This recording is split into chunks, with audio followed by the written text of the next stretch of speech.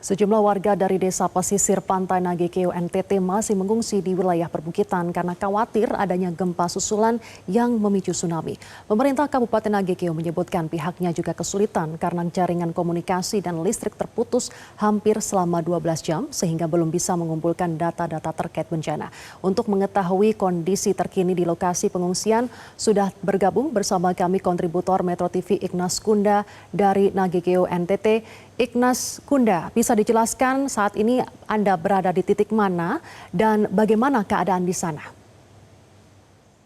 Ya, saat ini saya sedang berada di perbukitan Dadiwu di Kelurahan Lape, dan hingga malam tadi beberapa posko dari BPBD atau tenda darurat dari BPBD sudah mulai dibangun di 3 lokasi.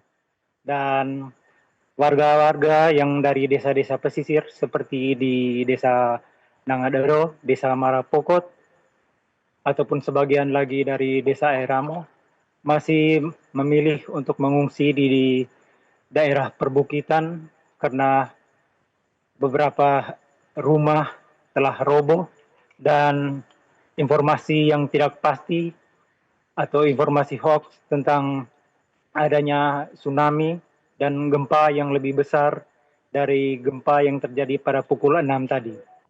Dari informasi yang kami dapatkan dari pihak pemerintah, dari Wakil Bupati Nagekeo, saat ini di Nagekeo ada 2 korban yang meninggal dunia akibat gempa yang terjadi pada pukul 6 pagi tadi. Dan warga yang mengungsi di daerah perbukitan memilih untuk terus bertahan karena beberapa rumahnya telah hancur dan mereka sangat membutuhkan bantuan seperti makan, minum, selimut ataupun tempat tidur, juga tenda. Sebab dari BPBD sendiri mengalami kekurangan tenda sehingga sejumlah warga dari desa-desa pesisir harus membangun tenda secara mandiri. Kemudian yang kami dapatkan di tenda-tenda pengungsian di sekitar perbukitan ini, beberapa warga mengalami cedera.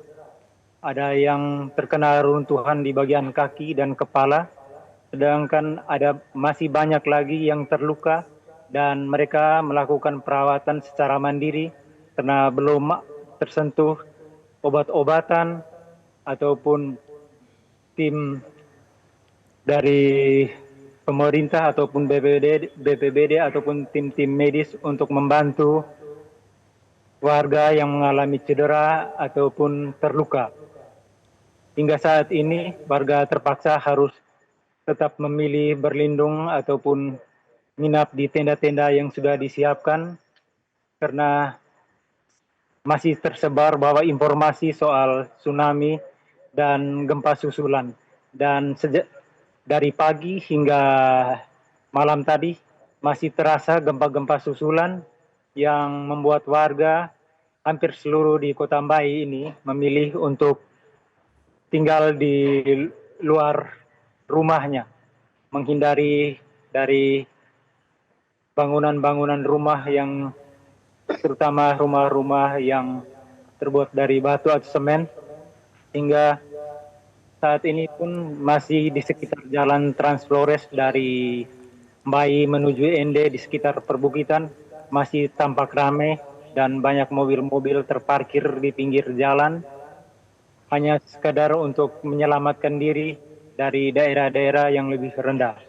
Dan diketahui juga bahwa di rumah sakit daerah Airamo sendiri, beberapa pasien ataupun para medis harus mengungsi ataupun keluar dari ruangan dan mendapat perawatan dari tim medis di luar ruangan akibat pelayanan terganggu yang terjadi akibat korsleting listrik sedang dengan jaringan yang belum dibenahi secara baik.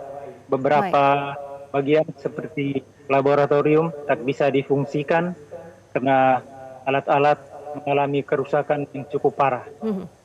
Baik, Kemudian, terima kasih Atas laporan Anda, Ignas yang melaporkan langsung dari NTT Nagekeo. Semoga keadaan bisa kembali pulih dan selamat kembali bertugas. Jaga keselamatan. Jelajahi cara baru mendapatkan informasi. Download Metro TV Extend sekarang.